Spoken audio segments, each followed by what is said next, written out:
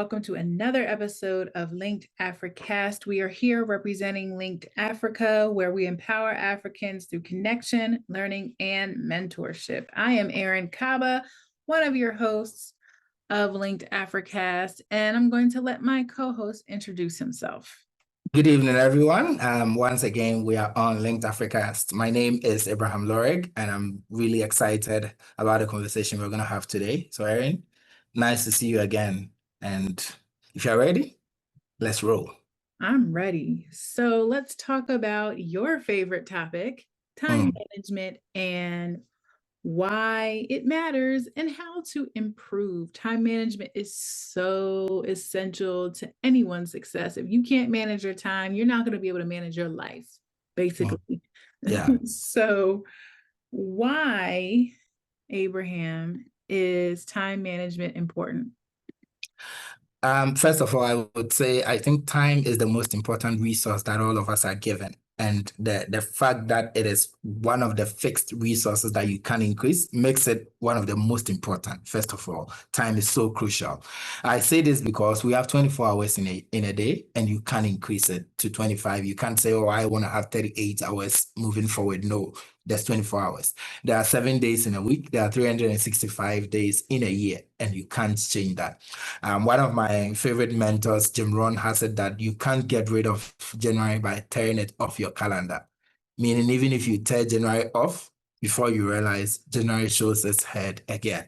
So that is to say that managing your time, like you rightly said, time management is life management. If you can manage your time, you can achieve more. So I think time management is important because most people often take time for granted. Even though we are not paid for just the time, value is important, but it is how much you're able to produce within the time you are given that shows how much you'll be paid. And if you manage your time very well, you'll be able to be more productive within the same given time as someone else. That is why managing your time is so important. I agree with everything you just said. I don't have much to add to that. You just gave us some really good information on why it's important. Now, why do you think some people struggle with time management? I would say it starts with mindset and perception. I have this saying that mostly when I meet students, there's this saying I tell them that procrastination is not a function of laziness. Procrastination is a function of time perception. People do not procrastinate because they are lazy. They procrastinate because they do not perceive the value of time. So, for example, there was a research that was conducted in one of the universities here in the US. I've forgotten the particular university. I'll find it, and maybe in our next episode, I'll share that information with our listeners. They put two groups of students in different rooms and assigned a test to them. And they told the first group they have 1 hour to complete the test. It was a lot of questions that technically people should not be able to complete in 1 hour. So they told them they have 1 hour. Listen to the word 1 hour. The next group, they told them they have 60 minutes. And it's still 1 hour, but they told them they have 60 minutes. Funny enough, the first group, less than 10% were able to complete the test. But the second group, over 30% of them were able to complete the test. Meaning that just changing the perception of the time from 1 hour to 60 minutes gave the students that understanding that they have more time and they were able to work within it. But those who perceived the time as just 1 hour felt there's no way I'm going to be able to do this in 1 hour. So I think one of the biggest reasons why people often struggle with time management is time perception. They don't perceive the value of time. If you can perceive how much time you have. So for example, there's this strategy about time transition or transition time. That is the time between two tasks that you are performing. So if you're a student out there, for example, the time between your two classes, maybe you had a class in the morning, your philosophy class ended around 10:12 or 10:20, and your maybe math class is supposed to begin at 12 o'clock. That's maybe an hour, 30 minutes, or even if it's 30 minutes between them. One student may perceive that transition time as enough time to do something. Another would say, oh, it's just 30 minutes. I can't do anything in there. So they would rather waste the time instead of managing it on something very important or getting ready for their next class. So that's the only thing I would say. It always comes down to time perception and our mindset about time itself. That's good. Thank you for sharing that.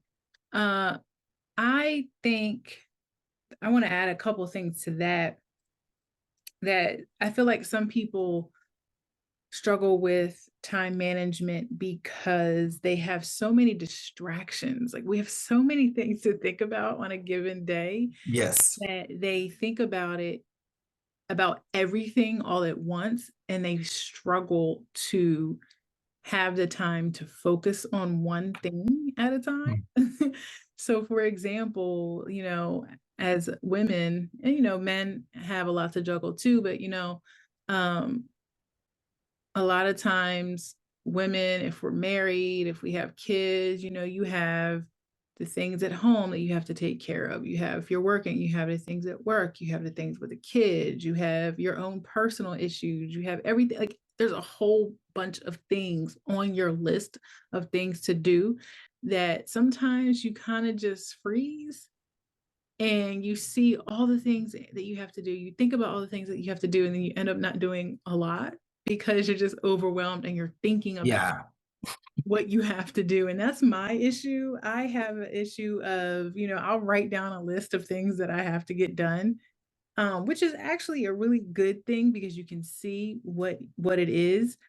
But if you don't have the skills to manage the time, like I'll sit and I'll look at my list sometimes and I'm just like, I have 15 things to get done. Oh my gosh, I have 15 things to get done. And I spend so much time just obsessing over it. obsessing over the list that I don't get started. And I'm like, oh my gosh, what do I do first? Wait, if I do this first, then that's going to fail. But if I do that first, then this is going to happen. So, you get kind of stuck, you get frozen in your distraction and in your overwhelm. And I think another reason why people struggle with time management is that they lack goals, or your goals are misaligned. Yeah. Kind of like walking in a circle trying, you kind of know what you want, but your goals aren't specific enough to be like, okay, by this time I'm going to get this thing done. And I'm going to do it this way. And so you might have a concept of an idea or a concept of a goal, but because you're misaligned and you don't have an unclear plan, you're wasting time doing things that might not get you to complete that goal, right?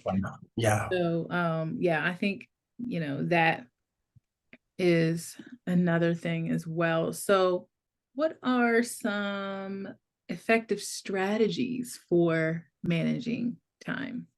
I'm going to pick up from where you just ended, the goals and the lists. You spoke about these two. I know most people have what we call to-do list. Okay.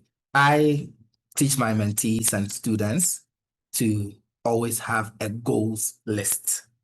So it's the same to-do list, but instead of naming it a to-do list, name it a goals list.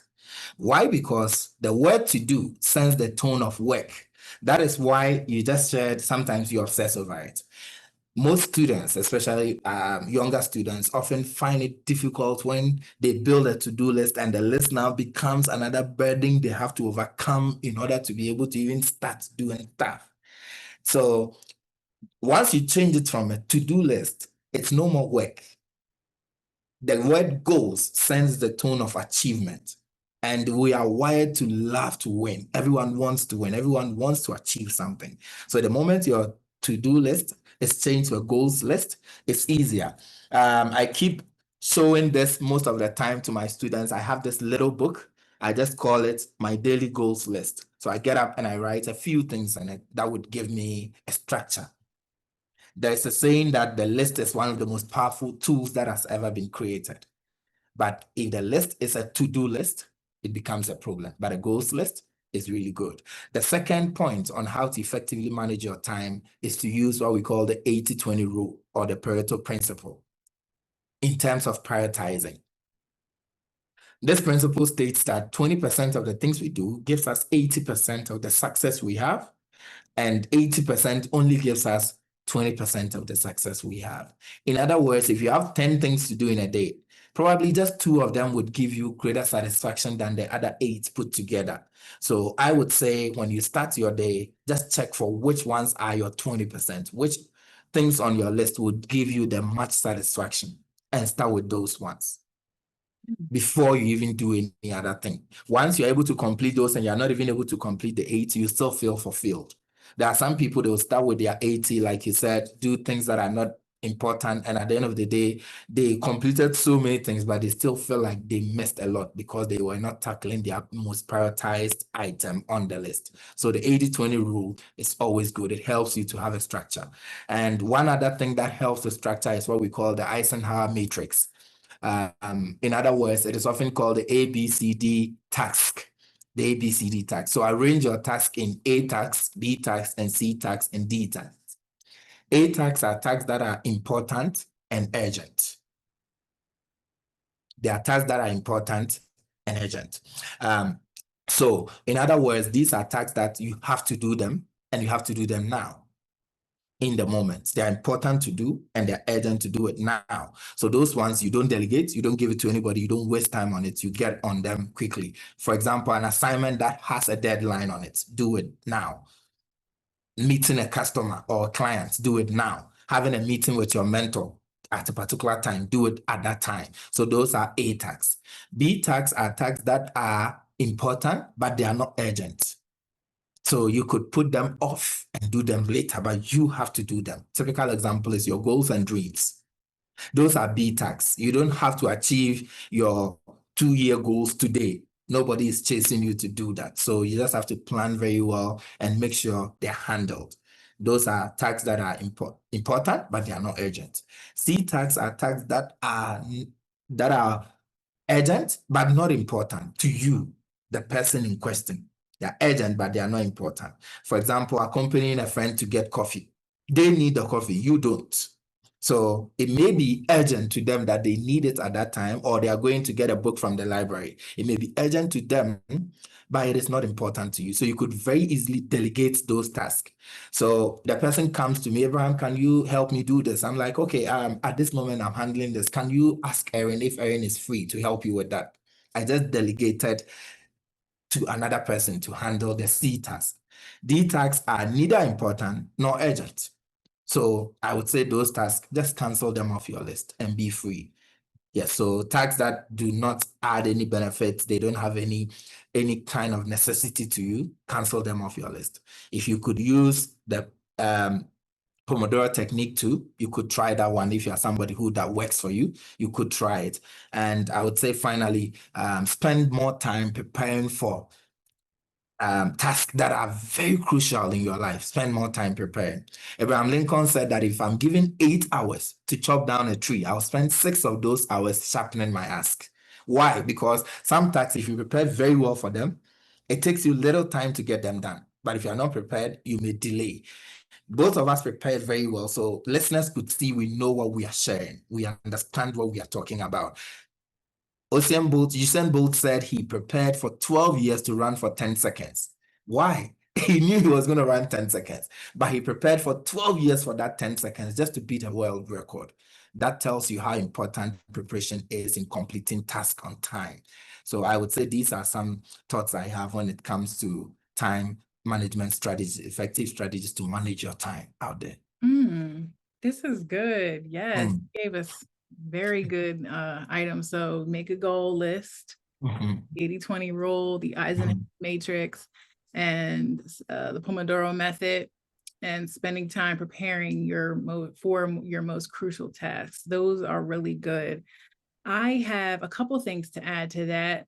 Everything that you shared was great. If I can add, actually, there's 3 things I want to add. First is setting boundaries. Being able to set boundaries is a really good way for time management, because you cannot be everything to everyone at the time that you want, at the time that they want you to be, right?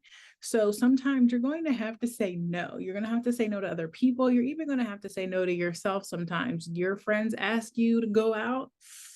You want to go out, but you're going to say no, right? Because you have to get something done. Or Yes. you can kind of, you could do both. You could, hey, I'll go out with you once I get this done. So I might not have 4 hours to spend with you. I might only have 2 hours to spend with you.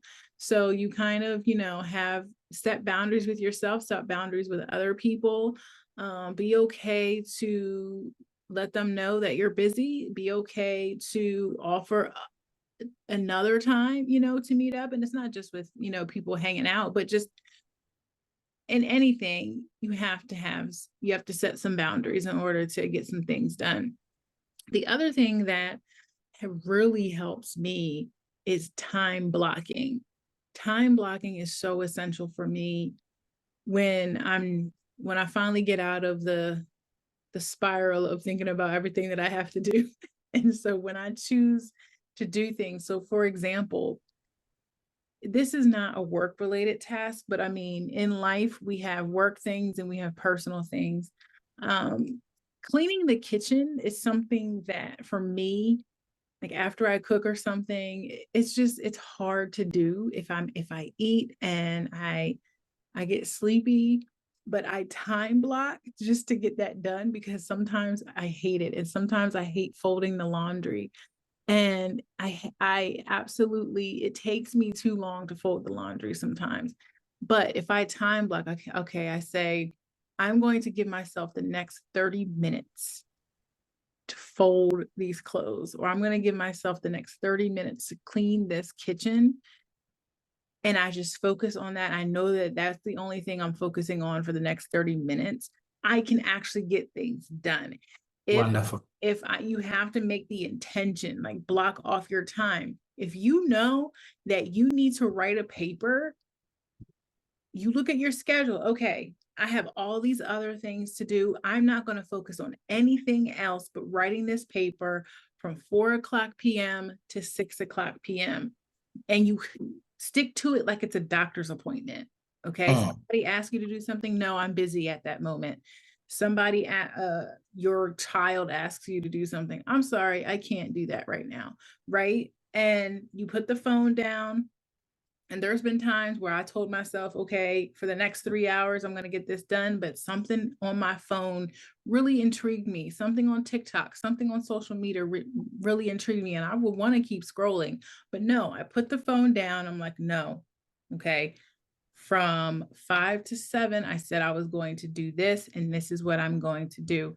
And that is a way to easily get some things done off of your list of things to do if you block out the amount of time that you need and actually focus on doing that. The last thing that I want to share is knowing when you are most productive. So, for example, for my work, I have times where I have to edit things and I have to review things and give feedback. I know that I cannot edit at the end of the day. Yeah. For some reason, I guess, I don't know if it's the years of teaching, my brain, the productive part of my brain turns off after a certain time, like at 3:00 p.m., 3:30 p.m. If you ask me to edit something at that time, like at the end of the day, it's going to take me a lot longer to edit something than it does at 8:00 in the morning when I'm fresh. So I know that if I have to edit something, I know that I'm going to do it when my mind is most clear and when my mind is most fresh, because that is a game changer for me. If I'm editing at the end of the day, it might take me 2 hours.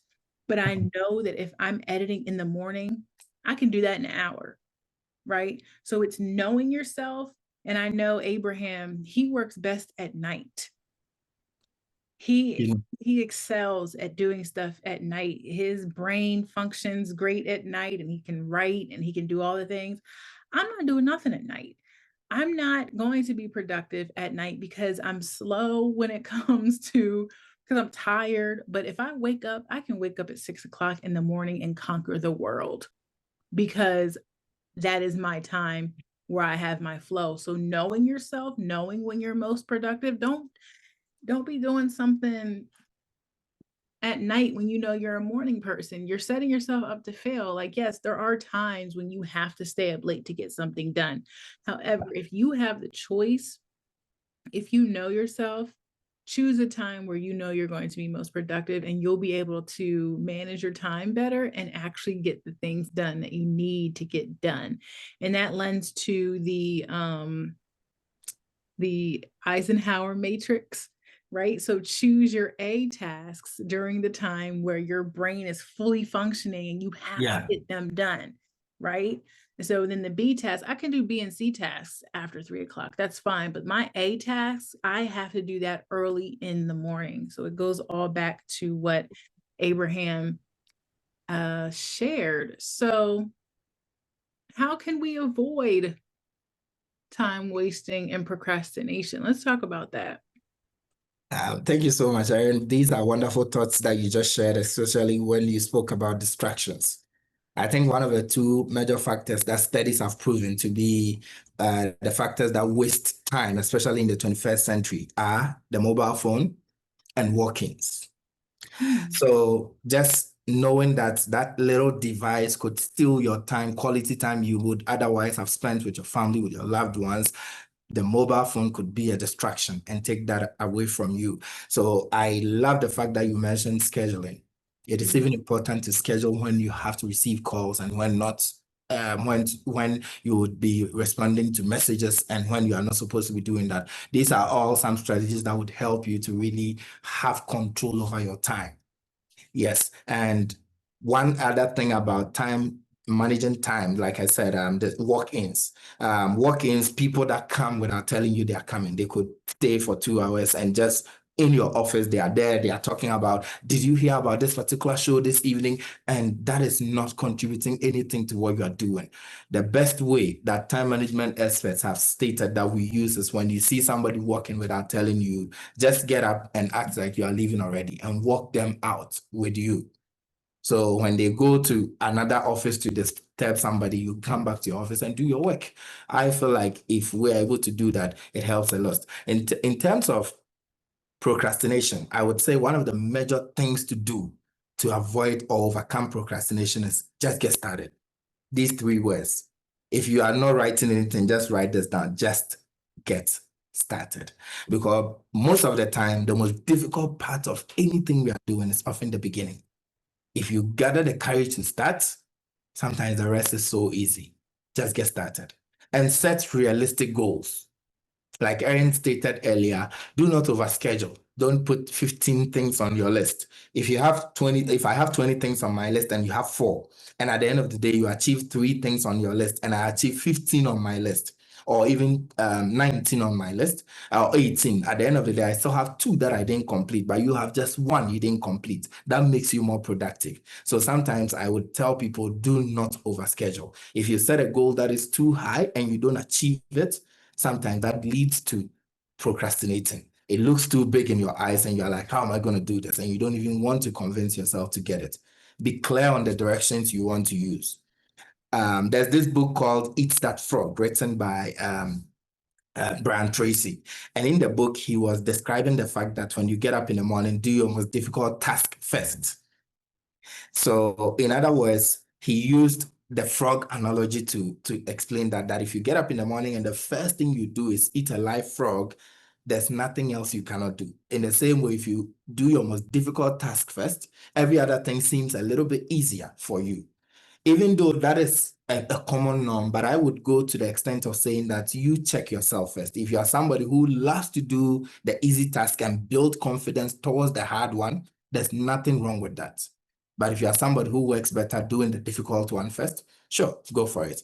Which is what Erin was saying. Just know yourself better, know what works for you, and do that. Break your most difficult tasks down into smaller chunks.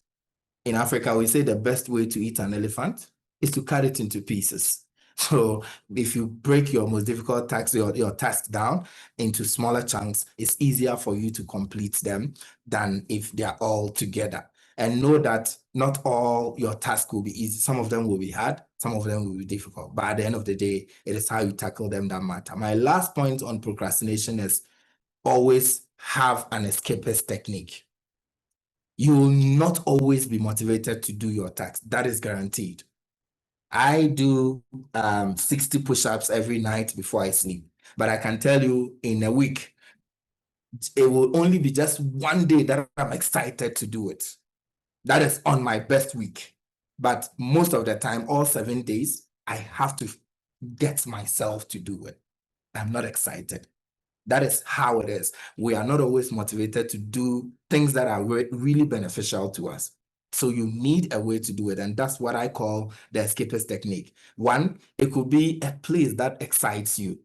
I know Erin loves working in a coffee shop. So if you think coffee shop works for you, use that as your escapist technique. When you lack the motivation to do your task, walk in there, sit down. Somebody's escapist place may be a river, or maybe just taking a walk and clearing their head to come back. Then the second thing could be a thing. That could be your escapist technique. There are others that when they sing, it gets them in the mood to do their work. When they listen to music, it gets them in the mood to do their work. Play guitar, whatever thing that you do that gets you excited to avoid your procrastination, overcome your procrastination, that is your escapist technique. And the last escapist technique is a person.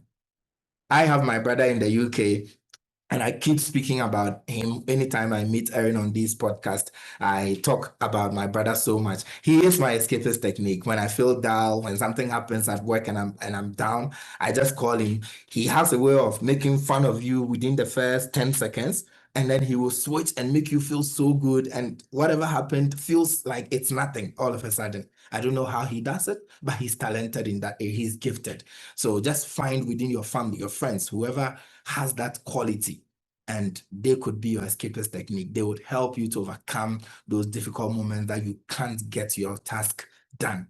So these are some ideas that I have about overcoming procrastination and dealing with time wasting. Those are really, really good. I love them. I'm going to be using a lot of them. I only have a couple things to add. When you talk about the escapist technique, one of the things that I wanted to add was schedule joy. Schedule joy in your Yeah. like you have to do some things that you love, right? It's always work, work, work.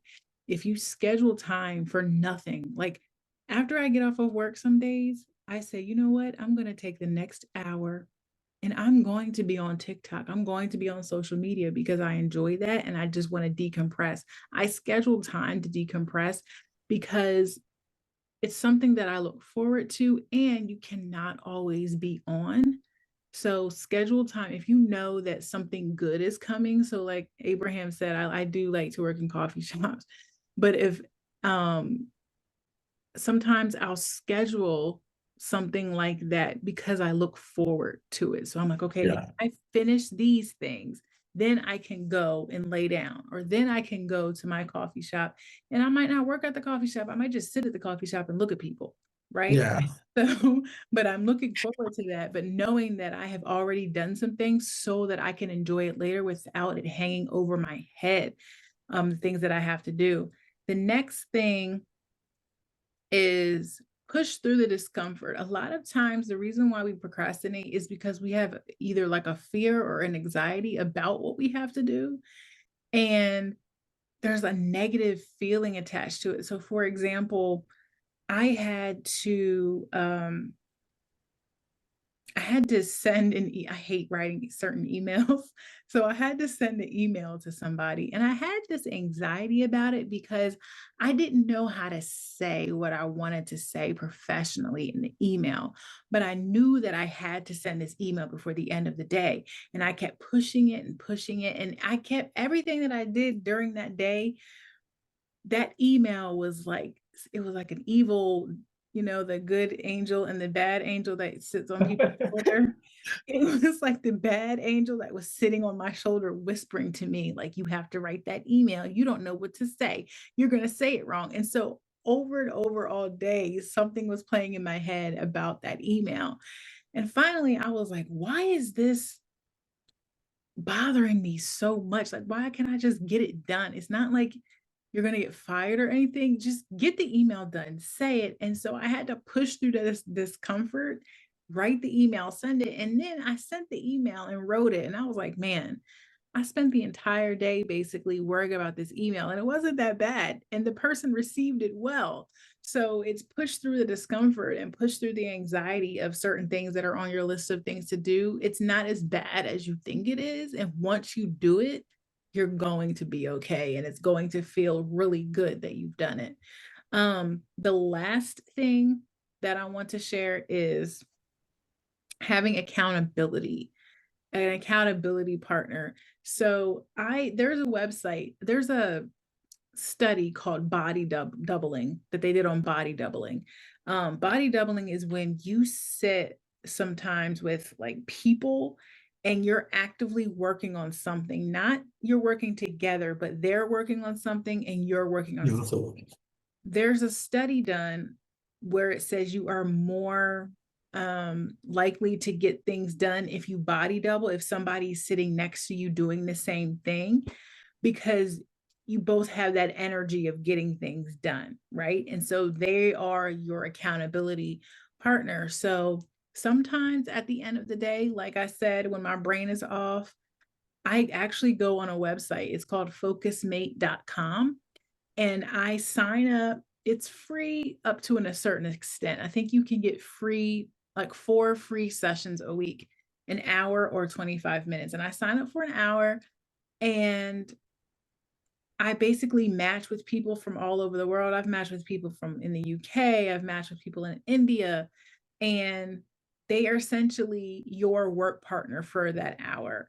So if I know that I have to edit something and it has to be done that afternoon, I sign up for a session. And at the beginning of the session, we both say what we're working on, and then we just mute ourselves. You see them on the screen. It's like a Zoom call. I see them working, and we're both working on something at the same time. And then at the end of the session, we come back together and we share what we've done. And sometimes you can even share your screen, but that is something, just having somebody be accountable to, it'll help you get things done. So if I wanted to be accountable, if Abraham, I wanted to be like, Abraham, I need you to push me and I need you to help me get this done. Check on me in an hour to see what I've done in this hour. You can just do it like that. But having someone to be accountable to can help you get your work done as well. And we are at time. Do you have anything else to add, Abraham, about time management?